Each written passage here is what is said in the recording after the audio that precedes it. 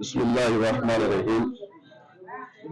अल्हम्दुलिल्लाह, मजलिस इत्तेहाद मुस्लिमीन की बढ़ती मकबूलियत का अंदाजा आप लोग इस बात से लगा सकते हैं कि मजलिस इत्तेहाद मुस्लिमीन न सिर्फ तेलंगाना में बल्कि बिहार के इलेक्शन में मजलिस ने हिस्सा लिया तो आपने देखा कि मजलिस इत्तेहाद मुस्लिमीन के 5 अराकीन असेंबली वहां पर जीत कर आए, चुन के आए।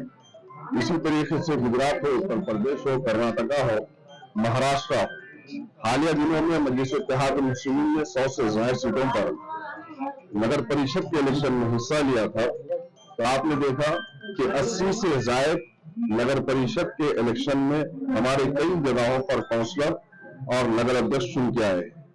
तो ये मजलिस इत्तेहाद मुस्लिमीन की बढ़ती मकबूलियत है, मजलिस इत्तेहाद मुस्लिमीन के कायदीन की कारकर्दगी है, आपके कारनामे हैं। और आपने देखा कि सदन के अंदर सबसे ज्यादा दलितों हो, पिछड़े हो, या फिर आदिवासी हो, या फिर मजलूम तबकात की आवाज अलहाज बैरिस्टर असदुद्दीन ओवैसी साहब है। मुसलमानों के शरई मसाइल में मुदाखलत होती है या मुसलमानों के खिलाफ में काले कानून जब बनाए जाते हैं तो सदन में सबसे पहले अगर कोई आवाज उठती है तो अलहाज बैरिस्टर असदुद्दीन ओवैसी साहब की आवाज है। तो अल्हम्दुलिल्लाह आज देख रहे हैं कि पिछले कई दिनों से मजलिस इत्तेहाद मुस्लिमीन के इन्हीं कारनामों से, कारकर्दगियों से मुतासिर होकर अलहाज बैरिस्टर असदुद्दीन ओवैसी साहब की खिदमत, अलहाज अकबरुद्दीन ओवैसी साहब की खिदमत, इम्तियाज जलील साहब की खिदमत को देखकर आज अल्हम्दुलिल्लाह यहां पर नांदेड़ के अंदर एक ऐसा माहौल बना हुआ है कि हर तरफ से सब हलाली परचम आपको लहराता हुआ नजर आ रहा है। हम खैर मकदम करते हैं मजलिस इत्तेहाद मुस्लिमीन में आज हमारे 4 दिग्गज नेता जो आज हमारे शहर के अंदर असर रसूख रखते हैं, जिनकी एक पहचान है, जो बरसों से चुन के आए हैं, जिसमें चेयरमैन है, डिप्टी मेयर है, शरीफ अब्दुल्ला साहब है, हमारे मेयर साहब के शोहर है जनाब अब्दुल हफीज साहब बागवान साहब है, चांद पाशा कुरैशी साहब है, जनाब वाजिद सैयद वाजिद साहब है। तो आज अल्हम्दुलिल्लाह कहीं ना कहीं मजलिस इत्तेहाद मुस्लिमीन की कारकर्दगी से मुतासिर होकर जिस तरीके का फैसला लिया है, अवाम इनके फैसले को सराह रही है।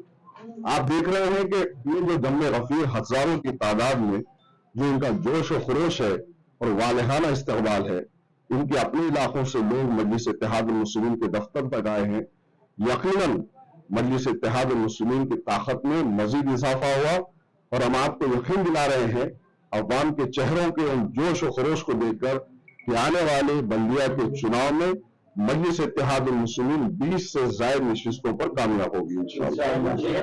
मेरा एक अहम सवाल ये है चेयरमैन साहब, ये आपकी वजह से नादर के अंदर कहीं इमाम के फॉरवर्ड बने, जब आपका वक्त चल रहा था वो सारे के सारे आपका हाथ छोड़कर दूसरी पार्टी में शामिल हो गए। आज जब आपका दौर चल रहा है, आपकी हवाएं चल रही है, तो सारे जो माजी नगर से बच्चे वो आपके साथ नजर आ रहे हैं, आप इसको किस तरह से देखें? देखिए, सियासत में हर वक्त एक जैसा नहीं होगा, सियासत में हर वक्त एक जैसा नहीं होता, हालात बदलते हैं, वक्त बदलते रहता है। लेकिन आज हम जब टीवी पर देख रहे हैं, मीडिया के थ्रू आपके माध्यम से, कुछ लोग ऐसे हैं जो पहले मजलिस इत्तेहाद मुस्लिमीन के खसीदे पढ़ते थे, इमाम जिंदाबाद के नारे लगाते थे। आज किसके साथ है? उन लोगों के साथ है जो रसूलुल्लाह सल्लल्लाहु अलैहि वसल्लम की शान रिसालत में गुस्ताखी बकते हैं, फजूल बात करते हैं, मुसलमानों को गाली देते हैं।